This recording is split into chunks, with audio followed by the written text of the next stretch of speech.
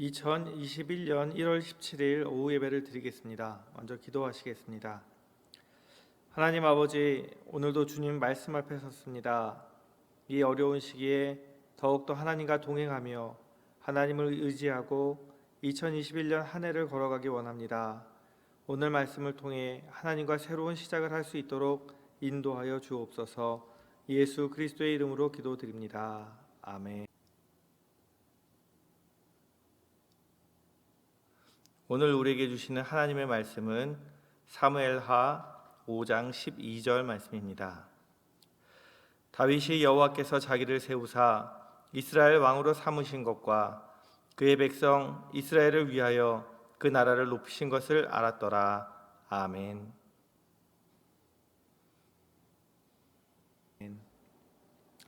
오늘은 사무엘하 이제 시작하게 되는데요. 먼저 서론을 우리가 함께 살펴보고 시작하도록 하겠습니다. 사무엘하는 누가 기록했는가 정확하게 알지는 못하지만 아마도 선지자 나단과 선견자 갓이 기록한 역사 기록을 근거로 기록되었을 것이라고 이야기하고 있습니다. 또한 사무엘하에는 야살의 책이라는 자료도 등장을 하고 있습니다. 다루는 연대는 다윗이 헤브론에서 통치하였던 주전 1011년부터 1004년까지 7년 6개월간의 기간과 예루살렘에서 다윗이 통치하였던 33년간 주전 1004년부터 971년까지의 기간을 우리가 다루고 있습니다. 사무엘상하는 다윗이 통치가 끝난 후 얼마 되지 않은 시점에서 기록되었을 것으로 추정하고 있고요. 기록된 장소는 가나안으로 이제 다윗이 다스리던 이스라엘 땅에서 기록되었습니다.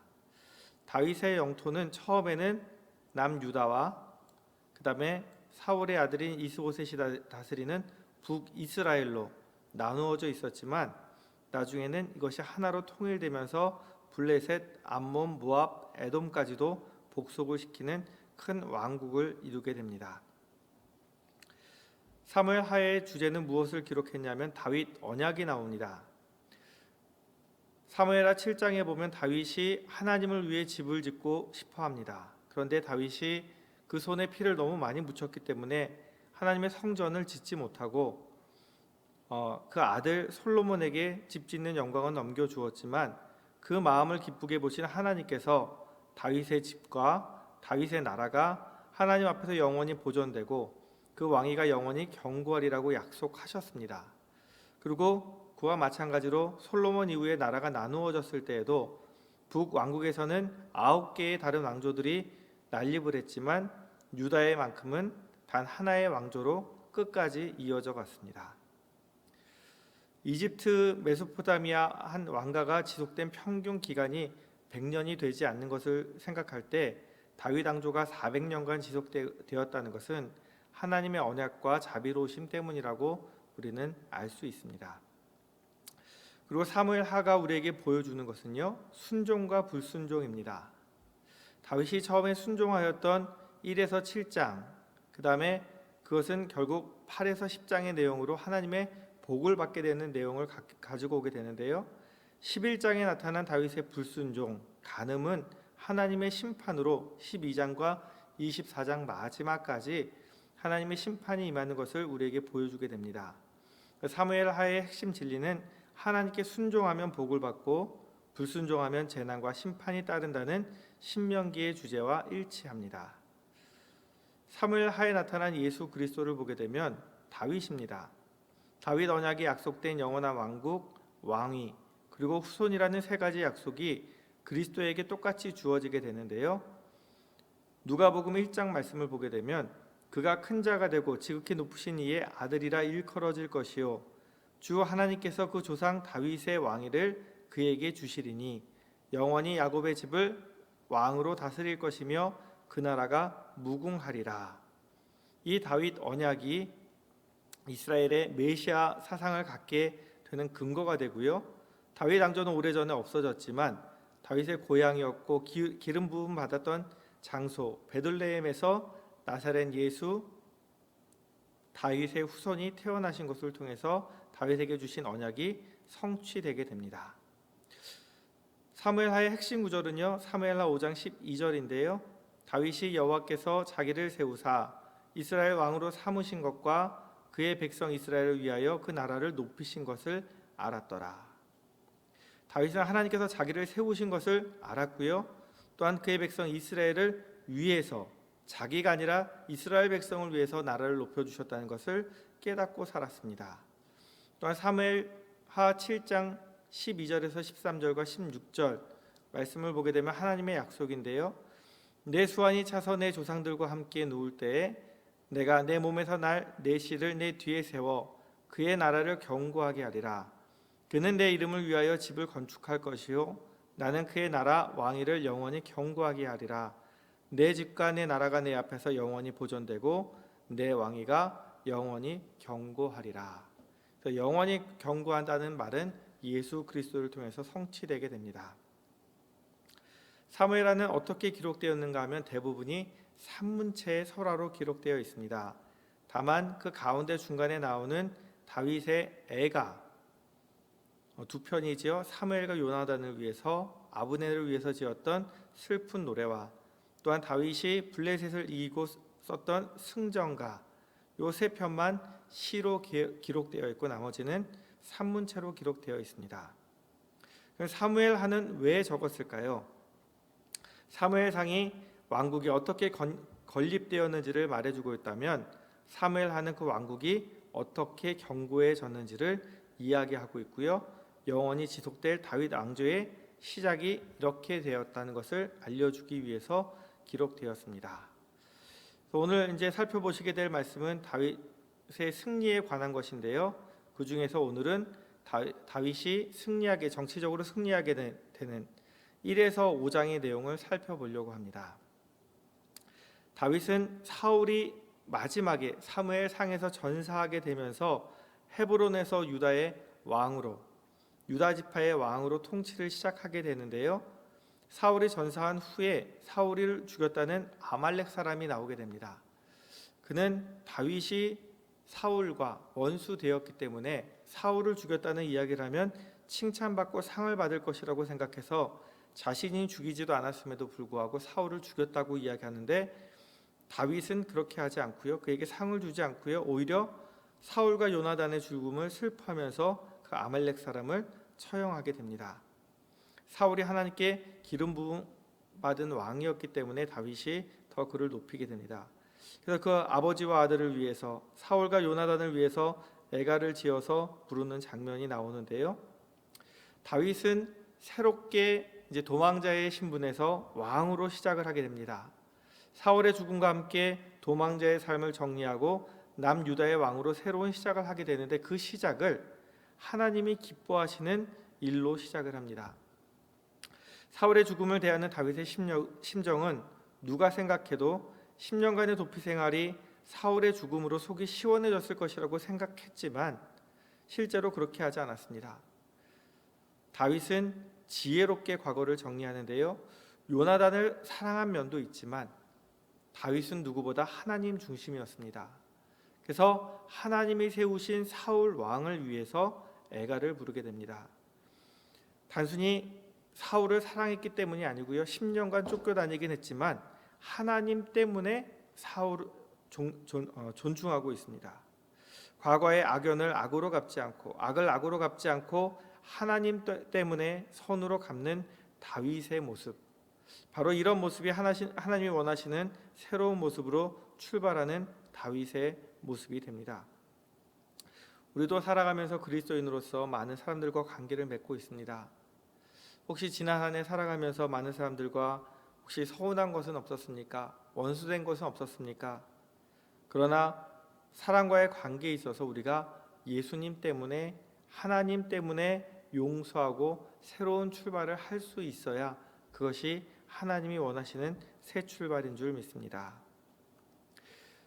이제 2장에 가게 되면 다윗이 유다의 왕이 되는 장면이 나오는데요. 헤브론에서 2년 반 동안 유다 지파의 왕으로 다스리게 됩니다. 다윗은 하나님이 자신을 12지파의 왕으로 사무엘을 통해서 기름 부으셨다는 사실을 알고 있었습니다. 그리고 그것을 내세워서 자기가 왕이 되겠다고 이야기할 수도 있었습니다. 근데 다윗은요 그렇게 하지 않고요 헤브론에서 단 한 지파의 왕으로 7년 반을 지내면서 참고 기다립니다. 하나님께서 자신을 예루살렘으로 옮겨갈 시간, 하나님의 때를 기다리며 자기 성품으로 이스라엘 사람들을 감싸 안으면서 그들의 마음을 얻어낸 왕이 되었습니다. 다윗과 다르게 한편 북쪽에서는 이스보셋, 사울의 아들이 왕이 되는데요. 그는 군대 장관 아브넬이 북쪽에 있는 10지파들을 모아서 왕으로 세우는데 그는 꼭두각시 왕이나 마찬가지였습니다. 이스보셋이 뛰어난 왕도 아니었고 뛰어난 인품을 가진 것도 아니었지만 그 군대 장관 아브넬이 뒤에서 밀어주었기 때문에 왕이 됩니다. 그리고 그 수도를 동편에 두지 못하고 서편 마하나임에 두게 되는데요. 다윗이 여기 헤브론에서 왕 노릇을 3년 반 동안 했다면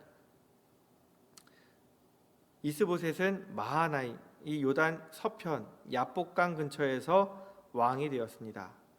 그리고 여전히 이스라엘의 가장 큰 적은 블레셋이었습니다. 근데 당시 블레셋은 요단 서편에는 관심이 없었습니다. 서편에만 관심이 있고 요단 동편에는 관심이 없었습니다. 그래서 사울 왕의 아들 이스보셋이 세운 나라는 관심이 없습니다. 자기들과 지리적으로 너무나 멀리 떨어져 있기 때문에. 반면 동편에 세운 헤브론에 세운 다윗의 나라는 견제할 만도 하지만 다윗이 사울에게 쫓겨다니는 10년간 그 마지막에 1년 4개월을 블레셋 가드왕 아기스의 그 종으로 신하로 섬기며 지내게 되는데요. 그래서 훌륭한 신하라고 충성심을 인정받았습니다. 그래서 블레셋은 다윗을 경계하지 않고요. 우리의 봉신국의 왕이구나. 이 정도로만 생각을 하고 있었습니다. 하나님께서는요. 비록 다윗이 너무나 힘들고 어려운 10년간의 포로 생활, 도망다니는 도망자의 생활을 했지만 이 모든 것을 합력하여 선으로 이루어주셨습니다.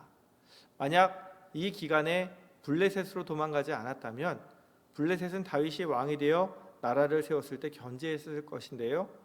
자기들의 그 밑에 있는 봉신왕이라고 생각했기 때문에 그들은 경계를 풀고요. 다윗을 내버려 둡니다. 이것이 블레셋에게 큰 실수가 되어서 나중에 다윗에게 흡수하게 되는데요. 다윗이 먼저 2장에 보면 이스보셋과 싸우게 됩니다. 그 다윗의 군대가 이스보셋의 군대를 이기게 되고 이스보셋보다 점점 더 강해집니다. 그때 아브넬이 이스보셋을 배반하고 다윗에게 오게 되는 계기가 나오는데요. 아브넬이 그 사울의 첩 리스바를 굉장히 좋아하게 됩니다. 그리고 그를 자기의 그 첩으로 취하게 됩니다. 근데 이것을 보고 이스보셋이 화가 납니다. 단순히 아버지의 아내를 취했기 때문이 아니라 그 당시 문화가 그 선왕의 첩을 취하는 자가 정통적으로 왕위를 계승한다는 그런 선례가 있었습니다. 그래서 네가 왕이 되려는 것이냐? 그리고 아브넬에게 화를 내게 되는데요. 아브넬은 왕이 될 생각은 없었습니다. 그런데 리스바를 좋아했을 뿐입니다. 근데 내가 왕으로 세워서 너를 왕으로 세웠더니 지금 내가 겨우 첩 하나 취했다고 나에게 화를 내냐며 이스보셋과 다투게 되죠. 그리고 이 아브넬은 곧 이어서 이스보셋을 배반하고 다윗을 찾아가게 됩니다. 그리고 내가 이스라엘을 넘겨줄 테니 나를 군대 장관으로 세워달라. 그리고 이스보셋이 아브넬에게 배반을 당하고 아브넬은 다윗과 협상을 하고 돌아가는 길이었는데 그것을 요압이 알게 되고요. 자기 동생을 죽이는 아브넬을 쫓아가서 그 복수로 아브넬을 죽이게 됩니다. 그런데 정치적으로 타국의 그 사신으로 왔던 아브넬의 죽은 모습 때문에 다윗이 곤란을 처하게 될 곤란한 상황에 이르렀습니다. 그래서 다윗은 애가를 지어서 이것이 내가 한 일이 아니다. 요압이 단순한 복수에 의해서 그 일을 행했다라고 이제 알려주게 됩니다. 그리고 아브넬이 죽고 나자 더 이상 이제 북이스라엘에는 희망이 없었습니다. 다윗하고 싸울 만한 장군도 없고요. 그 왕조를 지탱해 줄 사람이 없습니다. 이스보셋의 신하 중에 바하나와 레갑이 형제인데요. 이들이 더 이상 희망이 없음을 보고 우리가 이스보셋을 죽이고 다윗에게 항복하면 우리를 받아주겠구나. 이런 마음으로 이스보셋을 살해하고 다윗에게로 갑니다. 다윗은 어찌 보면 편하게 나라를 통일할 수 있었는데요. 그러나 이것을 받아들이지 않고요. 이스보셋을 죽인 바하나와 레갑을 사형시키면서 자기가 이 일에 관련되지 않았다라고 깨끗하게 손을 터는 모습을 보여주고 있습니다. 그래서 다윗은 이러한 시작들을 하게 될 때에 감정에 휘둘려서 내가 좀 더 편한 것, 내 마음에 원하는 것이 아니라 하나님 원하는 모습대로 나라를 세우기 위해서 죄와 자기를 멀리하는 모습을 보여주게 됩니다. 그래서 5장에 가게 되면 온 이스라엘을 통치하는 왕으로 등극하게 되는데요. 북쪽에 있는 모든 장로들이 나와서 우리의 왕이 되어달라고 다윗에게 청하게 되고 이때부터 다윗이 온 이스라엘의 왕이 되게 됩니다. 다윗은 사무엘에게 기름 받은 이후로부터 약 20년 동안 기다림을 가졌습니다. 하나님께서 기름 부으신 이후에 왕이 되기까지 20년의 시간이 지났지만 그 시간을 오랜 세월을 참고 기다리면서 하나님의 때를 기다렸다가 하나님이 세워주실 때 하나님이 원하시는 모습으로 새로운 왕조를 시작하게 됩니다. 다윗이 왕이 되고 나니까 헤브론은 너무 남쪽에 있습니다. 그리고 북쪽에 수도를 정하자니 너무 멀리 있습니다. 그래서 다윗은 예루살렘을 정복하기로 마음을 먹습니다. 여호수아 시대에도 점령하지 못했던 강한 성이었는데요.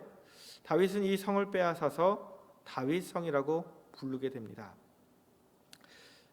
지도를 보시면 이 예루살렘 성의 모습이 여기 나오고요. 3면이 골짜기로 되어 있습니다. 북쪽에가 기드론 골짜기가 되어 있고요. 그 다음에 남쪽과 동쪽이 흰놈의 골짜기로 되어 있습니다. 그래서 이 예루살렘 성은요, 이 북쪽만 땅과 닿아 있지 나머지는 절벽으로 되어 있어서 점령하기가 굉장히 힘든 성이었습니다. 그래서 여지껏 점령하지 못하고 있었는데요. 다윗이 이것을 점령할 때에는 뛰어난 부하들만 데리고 가서요. 여부스 성 밑에서 방벽을 쌓고 기온샘에서부터 지하 동굴을 파기 시작합니다. 그리고 예루살렘으로 이어지는 수로, 우리로 말하면 우물이죠. 거기까지 땅굴을 파가지고 그 우물을 타고 올라가서 예루살렘 성을 점령합니다. 그리고 히스기야 왕 때는 이 수로가 평평하게 수평으로 연결해서 실로암 연못까지 연결하게 되는데요. 기온샘에서 출발해서 이 수로를 따라 다윗성에 있는 우물이 있는 곳에서 점령을 하고 히스기야 때는 이 우물을 연결해서 실로암까지 확장하게 됩니다. 성지 순례를 가시게 되면 이 기온샘에부터 출발해서 동굴을 걸어가게 되는데요. 마지막에 여기는 그 예루살렘 성으로 올라가는 그 우물 있는 곳까지 가게 되고 이게 중간쯤에 있고요. 마지막 출구 쪽에는 우리가 잘 아는 실로암이라는 곳으로 연결되는 그런 모습을 볼 수 있습니다.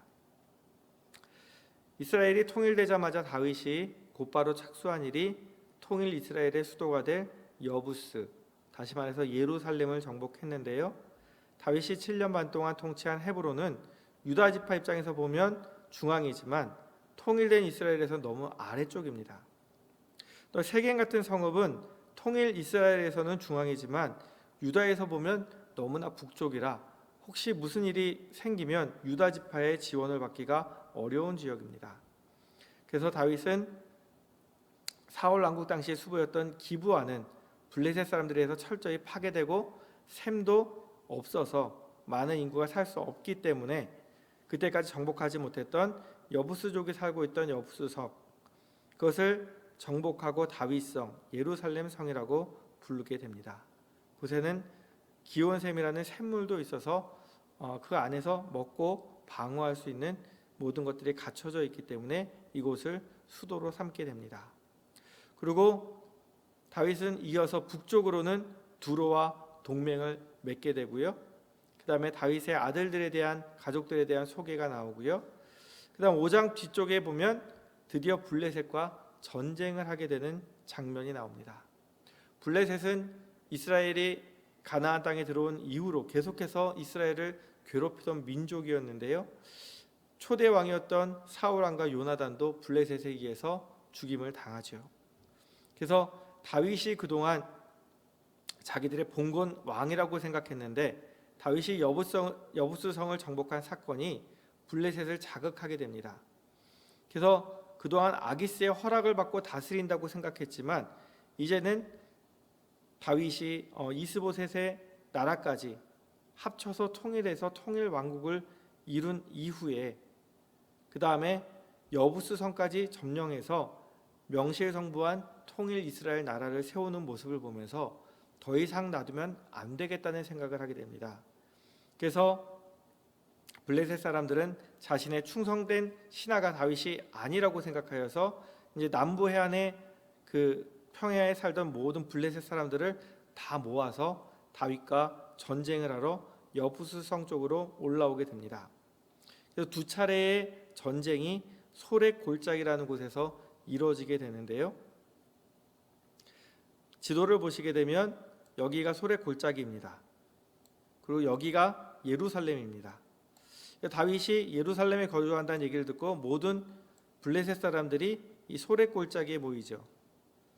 그 수가 어마어마하게 많아서 그동안 이길 수 없었던 나라, 계속 져왔던 나라지만 다윗은 하나님께서 그들을 자기의 손에 넘기신다는 그 약속을 믿고 이들과 전쟁하러 나가게 됩니다. 첫 번째는 이 빨간 줄에 보시는 것처럼 다윗이 바로 소렉 골짜기로 진입하게 됩니다. 왜냐하면 하나님께서 이기게 하시겠다고 약속을 하셨기 때문에. 하나님의 약속을 믿고 나아가서 그들을 깨부으시는데요. 그래서 그들이 흩어졌다, 쳐서 흩어졌다라는 것 때문에 바알 브라심이라고 이름을 짓고요.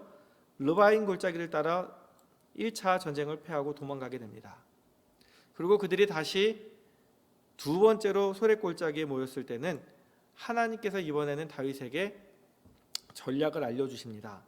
1차전처럼 바로 그들에게 나아가지 말고 뒤로 돌아가서 뽕나무 수풀에 숨었다가 하나님이 바싹거리고 발걸음 소리가 들리면 치라고 말씀하십니다. 그래서 뒤로 돌아가서 그들을 쳤더니 그들이 또한 흩어집니다.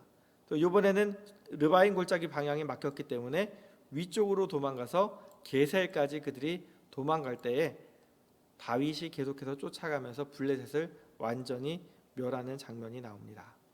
그래서 이 이후로 블레셋이 다윗에게 힘을 쓰지 못하고 이스라엘 밑에 복속되게 됩니다. 다윗의 40년 통치기에서요, 헤브론에서 7년 반과 예루살렘에서의 33년은 전혀 다른 의미와 성격을 갖고 있습니다.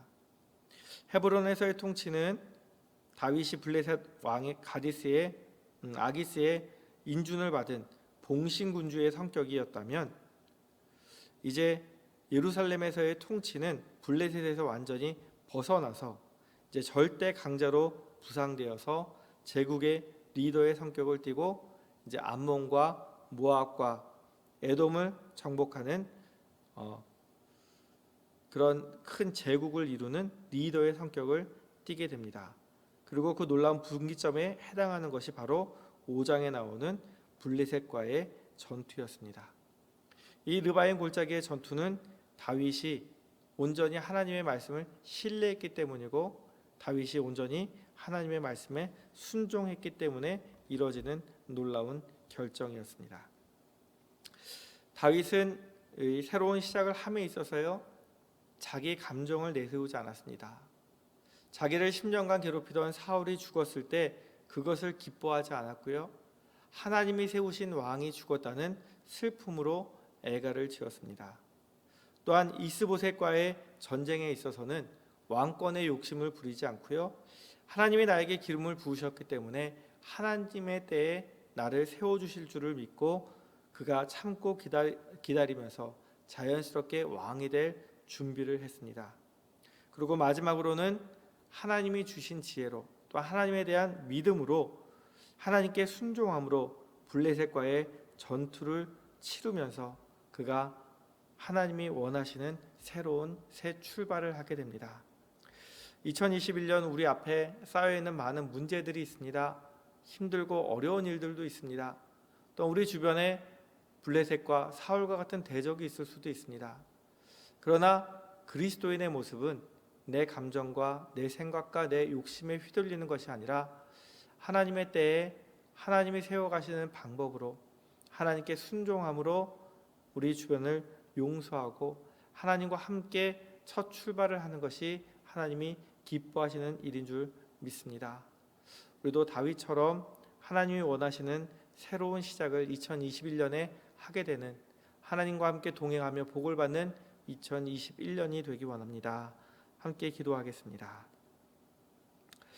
하나님 아버지, 우리가 살아가는 동안 다윗처럼 하나님의 사람으로 살게 하여 주옵소서. 나의 감정에 휘둘리기보다는 하나님이 무엇을 원하시는지 잠시 멈추고 생각할 수 있는 지혜를 주시고, 내 욕심에 따라 일이 진행되기보다 하나님의 때를 기다릴 수 있는 인내를 주시고, 내 방법이 아니라 하나님의 말씀에 순종할 수 있는 믿음을 주옵소서. 내 삶의 목적이 나를 높이기보다 하나님의 영광을 위해 살아가는 삶임을 기억하게 하시고, 하나님의 인도하심을 구하며 하나님과 동행하는 삶이 되도록 인도하여 주옵소서. 예수 그리스도의 이름으로 기도드립니다. 아멘. 이제는 우리 주 예수 그리스도의 은혜와 하나님 아버지의 크신 사랑하심과 성령 하나님의 인도하심이 우리 모든 이 예배를 드리는 우리 하나님의 성도들 위해, 또 다윗처럼 새 출발을 하기 원하는 모든 성도들 위해 함께 하시기를 간절히 축원드리옵나이다. 아멘.